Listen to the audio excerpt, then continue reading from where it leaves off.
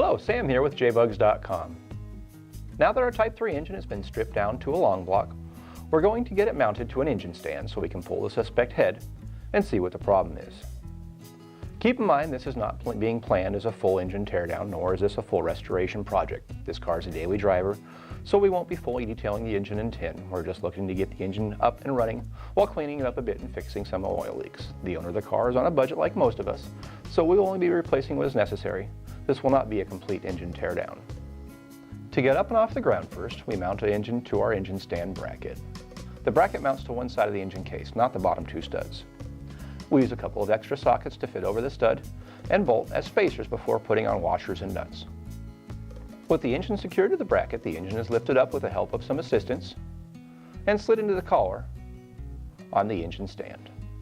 The oil sump plate is pulled off to drain the oil, along with the oil filler dipstick tube. And with the oil drained, the sump plate screen is pulled off. Now we can start digging into the 3/4 cylinder head by popping off the valve cover bail and pulling off the valve cover and gasket.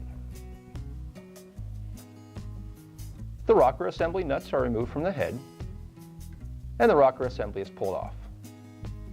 All 4 push rods can be pulled out, and then all 8 cylinder head nuts are unthreaded. Now the cylinder head can be pulled off. The push rod tubes aren't going to be reused, so they are tossed along with the old seals, which are pulled off the engine case. With the bad cylinder head off, we get to see what problems the overheating head caused.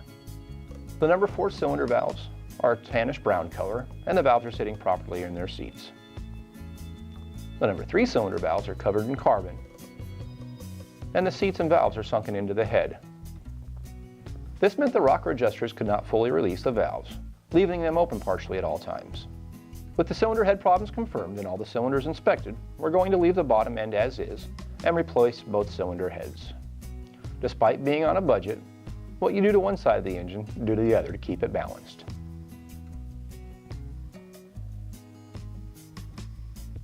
We start reassembling the top end with new push rod tubes. After the tubes are slightly stretched, at the accordion ends, new seals are installed and a thin coat of black RTV is smeared on the seals before they are set into the case. Note that the welded seam in the tube is pointing up. The new cylinder head is set into place, and after making sure the head is fully seated, the seams on the tubes are checked again to make sure that they are pointing straight up. The head washers are coated with a bit of oil and set in place at all 8 head studs. Next, all 8 cylinder head nuts are then threaded onto the studs. A torque wrench is used to tighten the nuts down. The nuts are tightened down in 2 steps. The first step is to 7 foot-pounds in the pattern shown, and the final step is to 18 foot-pounds for the 8mm studs on this engine, or 23 pounds if the studs were 10mm, in the pattern shown here. The rocker assembly, intake manifold, and exhaust studs are threaded into the new head, and new spark plugs are installed after removing the resistor caps.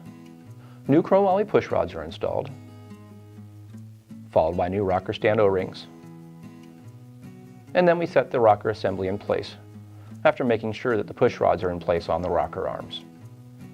The rocker assembly nuts are threaded on and torqued down to 18 foot-pounds, and the whole process will be repeated on the other cylinder head. Then we'll adjust the valves, reinstall the valve covers, sump plate and screen, and all the engine tin accessories, and then reinstall the engine into the car. Until then, stop by jbugs.com for all the parts and accessories you'll need for your vintage VW.